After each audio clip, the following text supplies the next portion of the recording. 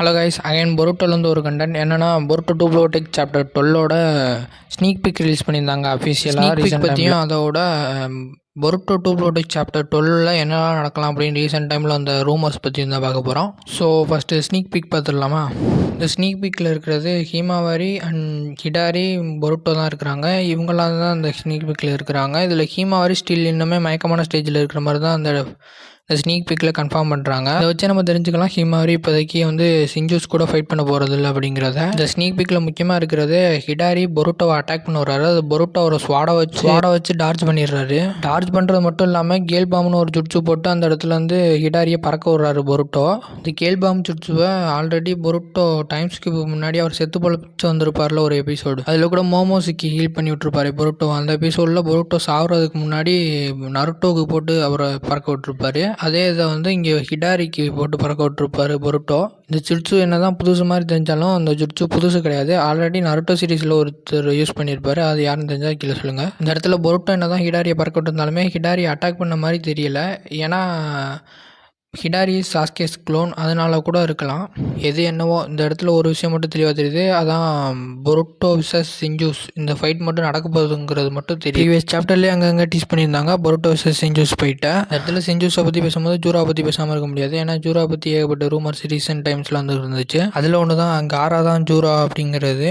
காரா ஜூராவாக இருந்தால் நல்லா தான் இருக்கும். ஆனால் காரா ஜூராவாக இருக்கிறது அது நடக்குமான்னு கேட்டிங்கன்னா அதுக்கு வாய்ப்பு இல்லை. ஏன் வாய்ப்பு இல்லைன்னா சாஸ்கே காராவோட ரொம்பவே ஓவர் பவர்டு. சாஸ்கேவோட க்ளோன் தான் ஹிடாரி சாஸ்கேவோட க்ளோனாக இருக்கிறனாலே ரொம்பவே ஓவர் பவர்டு. அதே நேரத்தில் ஹிடாரியோட ரொம்பவே பவர்ஃபுல்லாக ஜூரா தான். அந்த மாதிரி தான் பொருட்டோட டூ ப்ளோடெக்ஸில் இப்போதைக்கு காட்டுறாங்க. காராவை சாஸ்கேவை விட பவர்ஃபுல்லாக காட்டுவாங்கன்னா அதுக்கு வாய்ப்பு இல்லை. காரா ஜூரா பேர் வேணால் ரைமிங்காக இருக்கலாம். ஆனால் அது நடக்க போகிறது இல்லை. அப்படியே நடந்தாலும் அது நம்ம கையில் இல்லை, ஆத்தர் கையில் தான் இருக்குது. ஆத்தர் என்ன வேணால் முடிவு பண்ணலாம். அதே நேரத்தில் ஜூரா சாயா இருக்கவும் வாய்ப்பு இல்லைன்னு தான் நினைக்கிறேன்.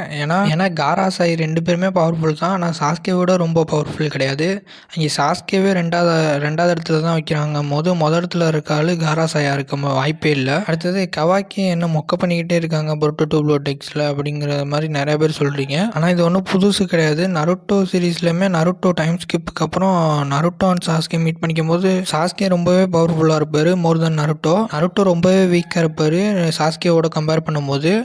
ஆனால் end of the series Naruto பவர்ஃபுல்லாக இருப்பார் மோர் தென் சாஸ்கே, இது சொல்லலாம்னு நினைக்கிறேன். அதே விஷயத்தை இங்கே பொருட்டோவில் ரீக்ரியேட் பண்ணவும் வாய்ப்பு இருக்குது. ஏன்னா சாஸ்கே மாதிரி பொருட்டோவும் நருட்டோ மாதிரி கவாக்கியும் இருக்கிற மாதிரி தான் இதில் காமிக்கிறாங்க இப்போதைக்கு. அதே நேரத்தில் இந்த சீனை மட்டும் ரீக்ரியேட் பண்ணாங்கன்னா உண்மையிலே வேறு லெவலில் இருக்கும், சூப்பராக இருக்கும். அது மட்டும் இல்லாமல் பொருட்டோ டூ ப்ளோடெக்ஸில் இப்போ தான் 12th சாப்டர் வரப்போகுது. அதனால் வெயிட் பண்ணி பார்ப்போமே. கண்டிப்பாக கவாக்கி மேலே ஒரு ஹோப் இருக்குது. கவாக்கிக்கும் பவர் அப்டேட்லாம் பண்ணுவாங்க, கண்டிப்பாக பண்ண தான் போகிறாங்க. பவர் அப்டேட் பண்ணுற மாதிரி ஒரு ஆர்க்கும் வைப்பாங்க.